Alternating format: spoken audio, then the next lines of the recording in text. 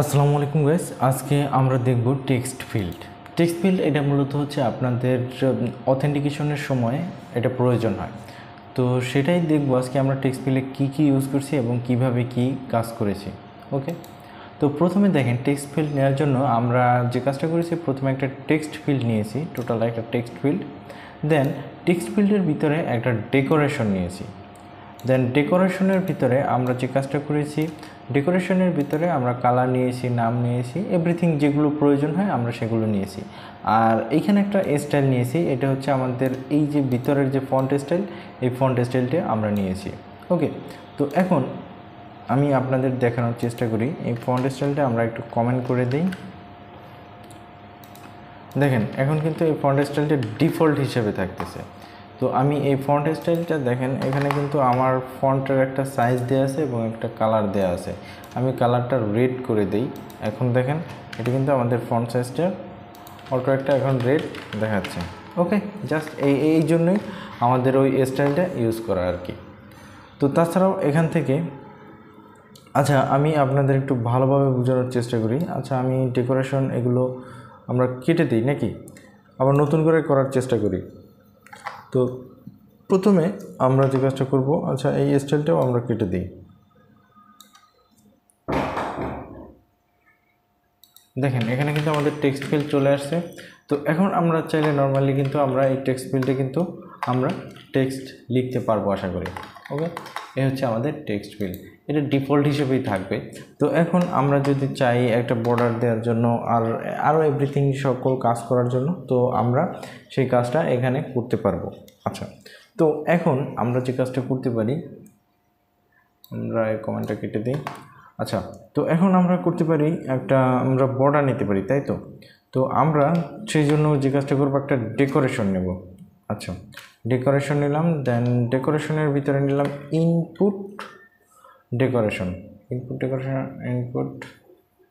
Decoration. ওকে, তো দেখেন input ডেকোরেশনের ভিতরে কিন্তু আমার এভরিথিং সকল কিছুই কিন্তু রয়েছে। ওকে, তো এখন আমরা একটা কাজ করি, এখানে দেখি আমাদের যে কি কাজ করা যায়। লেবেল, আচ্ছা লেবেল অথবা আমরা আচ্ছা লেবেল নিলাম। লেবেলের ভিতরে আমরা যে কাজটা করতে পারি, টেক্সট নেব আর কি। তাহলে আমরা টেক্সট নিই, টেক্সট।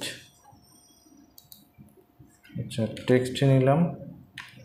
দেন টেক্সটের ভিতরে বলে দিলাম নেম, নেম। আচ্ছা নেম বলে দিলাম। দেখেন এখন কিন্তু এই যে আমরা লেবেল নিয়েছি, এই জাস্ট মূলত হচ্ছে উপরে আমাদের যে নেম সেটাই কিন্তু দেখাচ্ছে, আর অথবা মাঝ বরাবর থাকতেছে। ওকে, এই যে দেখেন এই নেম, এটা কিন্তু আমাদের উপরে চলে যাচ্ছে। ওকে, এই হচ্ছে আমাদের লেবেলের কাজ আর কি। তো এরপরে আর কি থাকতে পারে, লেবেল নিলাম। দেন তারপর হচ্ছে আপনারা যে কাজটা করবেন, কন্ট্রোল এবং স্পেসে ক্লিক করবেন, তাহলে কিন্তু আপনাদের এখানে চলে আসবে আর কি। তো দেখেন এরপর হচ্ছে আমরা যেটা নিতে পারি, আমরা এখানে নিব হিন্ট নিতে পারি। তো এই হিন্ট টেক্সট, আচ্ছা হিন্ট টেক্সটের ভিতরে আমরা নিতে পারি জাস্ট মনে করেন মাই নেম। আচ্ছা দেখেন এখানে কিন্তু আমাদের নেম দেখাচ্ছে। হিন্ট টেক্সট বলতে আমাদের যখন লেখা শুরু করব তার আগে কিন্তু আমাদের এই যেটা দেখাচ্ছে, তো সেটি হচ্ছে আমাদের হিন্ট টেক্সট। ওকে, এই হচ্ছে আমাদের হিন্ট টেক্সট। আর তারপরে আমরা কি ইউজ করতে পারি একটু দেখি। কন্ট্রোল স্পেসে ক্লিক করলাম। দেন এটা হচ্ছে অটো কারেক্ট। এগুলো আসলে আপাতত দরকার নেই, এগুলো করতে গেলে ভেজাল আছে। তো আমরা সিম্পলি যেগুলো ইউজ করার দরকার আমরা সেগুলো ইউজ করবো আর কি। তো এখন এই যে হিন্ট টেক্সটের একটা আমরা কালার চাইলে দিতে পারি, হিন্ট স্টাইল। তো আমরা এখানে করতে পারি টেক্সট স্টাইল। ওকে, টেক্সট স্টাইলের ভিতরে আমরা যেটা বলে দেব সেটাই কিন্তু আমাদের এখানে হবে। তো আমরা চাইলে এই টেক্সটের ভিতরেও আমরা কিন্তু এখানে একটা স্টাইল নিতে পারি। আচ্ছা এখানে আমরা একটা কাজ করি, একটা সাইজ নেই, টেক্সট স্টাইল। আচ্ছা এখানে হচ্ছে আমরা একটা কালার এটা আমরা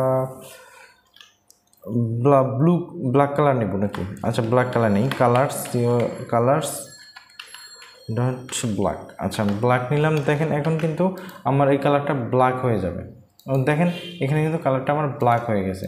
তো সেম আমরা এই কালারটা যদি কপি পেস্ট করি, আচ্ছা এই স্টাইলটা কপি করি, স্টাইলটা কপি করলাম, দেন তারপর হচ্ছে আমরা এখানে নিব স্টাইল, এখানে নেমের এখানেও আমরা পেস্ট করে দেখতে পারি। তো দেখি, আচ্ছা আচ্ছা এখানে ভুল হয়েছে কি আমাদের, আচ্ছা এখানে প্রথম আমাদেরকে লিখতে হবে স্টাইল। তো স্টাইল লিখতে হবে, আগে আমরা স্টাইলটা লিখে নিই, স্টাইল। আচ্ছা দেন তারপর হচ্ছে পেস্ট করি। এখন দেখেন এই যে দেখেন প্রথমে কিন্তু ব্ল্যাক দেখাচ্ছে, দেন এটা আমরা অন্য কালার দিই, রেড দিই, দেখেন এখন কিন্তু রেড দেখাচ্ছে। এটা কিন্তু উপরের এই যে স্টাইল লেভেল আমাদের কিন্তু রেড দেখাচ্ছে। ওকে, জাস্ট এই হচ্ছে আমাদের কাজ মোটামুটি। তো এখন আমরা দেখব বর্ডার। এই যে আমরা টেক্সটটা করেছি এটার একটা বর্ডার কিভাবে তৈরি করে, এই যে ফিল্ডে টেক্সট ফিল্ডের যে একটা বর্ডার তৈরি করব, তো সেটা তৈরি করার জন্য আমরা একটু ভিতরে যাই, দেখি আমরা কি করতে পারি। ফোকাস বর্ডার, এই যে দেখেন ফোকাসড বর্ডার। তো ফোকাস বর্ডারের ভিতরে আমরা কি লিখতে পারি, আউটলাইন ইনপুট বর্ডার। দেখেন এইখানে আমরা লিখলাম, দেন এই যে আমরা বর্ডারটা নিলাম না, এটার একটা আমরা বর্ডার রেডিয়াস দিই, এর ভিতরে আছে বর্ডার রেডিয়াস, তাহলে বর্ডার রেডিয়াস, দেন তারপর হচ্ছে আমরা যে কাজটা করবো ডট সার্কুলার, আর এখানে হচ্ছে আমরা সার্কুলার কত দিতে পারি 20। ওকে আমরা 20 দিলাম, কন্ট্রোল এস দিলাম।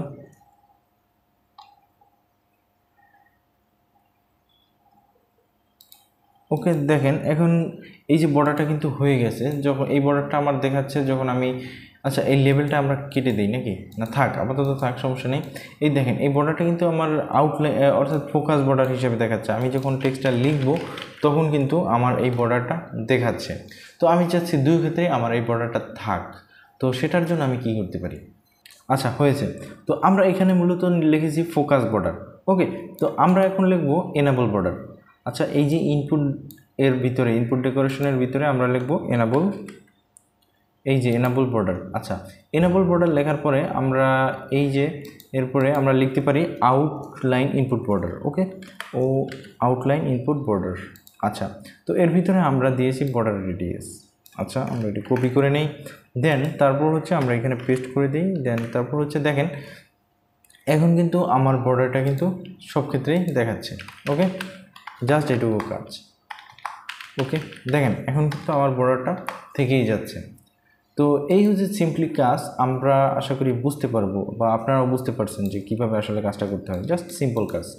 ওকে, দেন তারপর হচ্ছে আমরা এই যে বর্ডার ডেকোরেশনটা আমাদের এই যে ইনপুট ডেকোরেশন, দেন এইটার ভিতরে আমরা যেটা করতে পারি আমরা কিছু আইকন নিতে পারি।